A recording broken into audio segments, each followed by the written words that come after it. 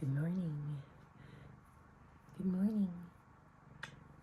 Day 15. It is currently so windy outside, it's terrifying.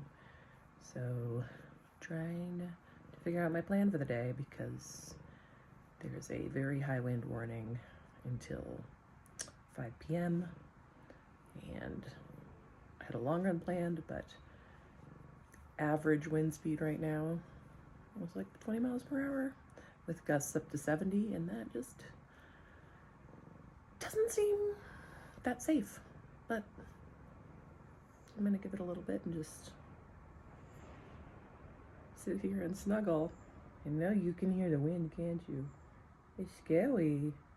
Don't like it.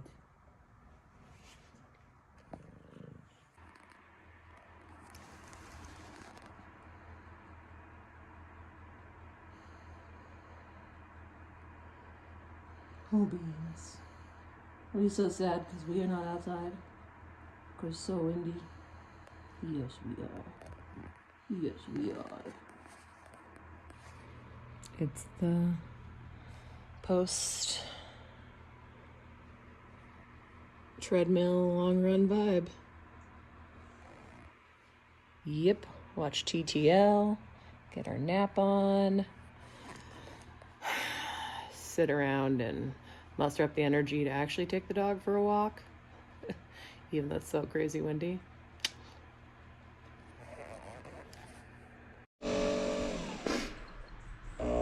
Who does not want another coffee with Holiday Dog? I'm gonna make myself a coffee, and then we're gonna have a sit down and talk about some questions that some of you have asked. So yeah, stay tuned. Question time, ask me anything time. I'm just gonna look through my little training notebook to find questions for, I also have some good ones in text. Yeah, so first question. Do you think about specific sources of fatigue and target them in your training, or are you primarily stimulating stresses by doing progressively greater volume and adapting to that? Yes.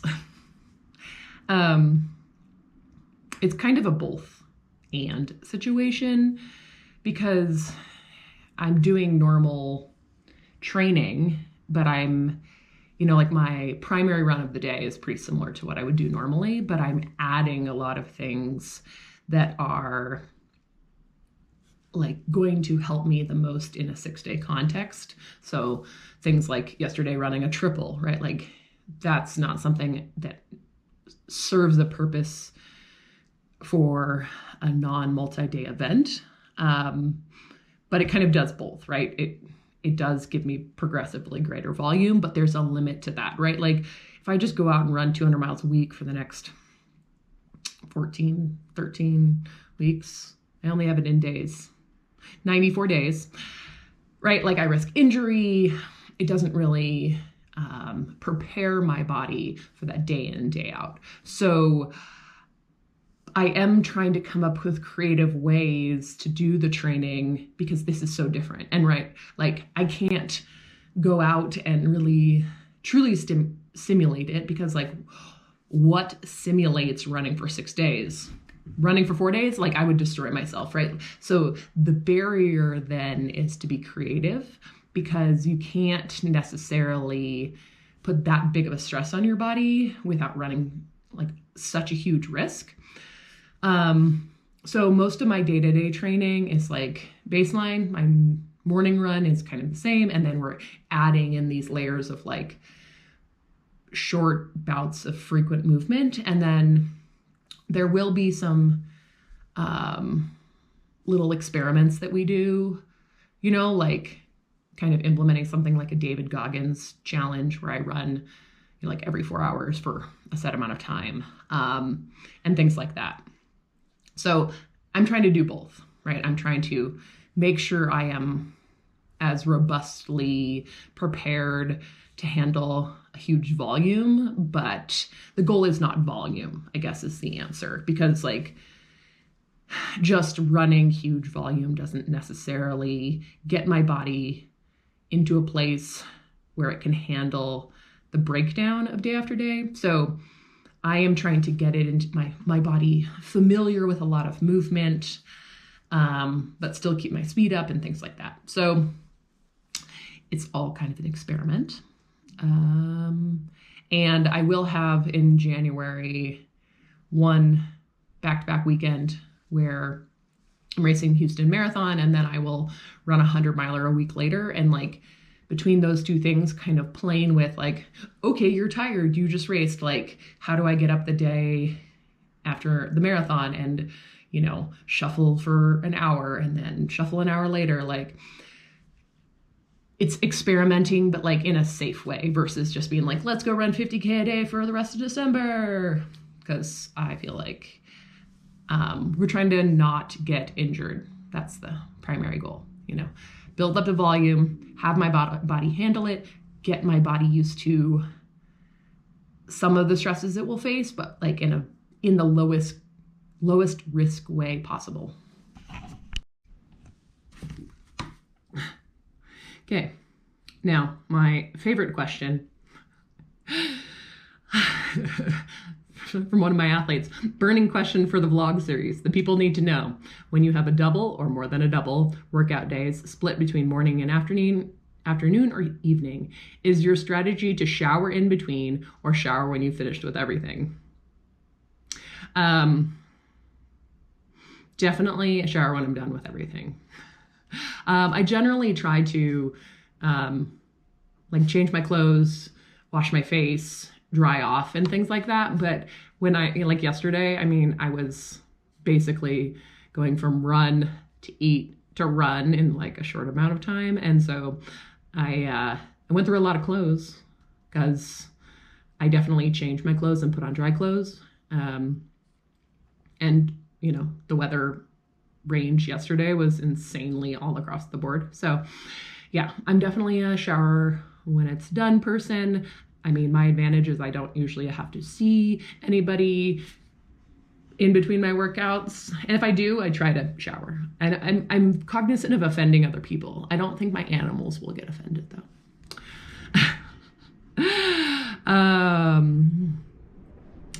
So next question. They asked, I plan on kind of covering multi-day fueling as it evolves, because right now that's just a theory and I need to talk to my nutritionist and kind of come up with a way of approaching the race. You know, it might be something like I'm eating a bigger meal every couple of hours versus like constant eating. And it's like, I need to talk to my nutritionist about what that would look like, so then I can implement it in training somehow, even if that's like eating more right before I go run or things like that. So that is in progress, not known. There's going to be plenty of options available for us, but I just, at this point, I don't know. So they want to know about my normal long run fueling. What are some of my favorite products or snacks? And in my long ultra experience so far, do I gravitate towards sports nutrition or whole food? Or is there a certain time or distance that you tend to shift from towards one or the other?